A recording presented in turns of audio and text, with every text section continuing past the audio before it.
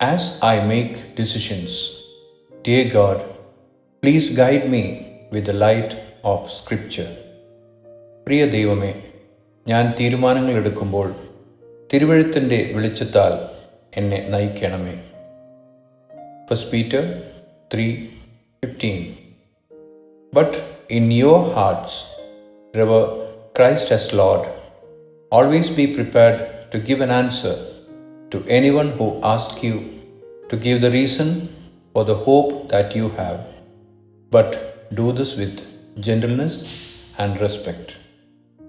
1 പത്രോസ് 3:15. നിങ്ങളിലുള്ള പ്രത്യാശയെക്കുറിച്ച് ന്യായം ചോദിക്കുന്ന ഏവനോടും സൗമ്യതയും ഭക്തിയും പൂണ്ട് പ്രതിവാദം പറവാൻ എപ്പോഴും ഒരുങ്ങിയിരിപ്പിൻ.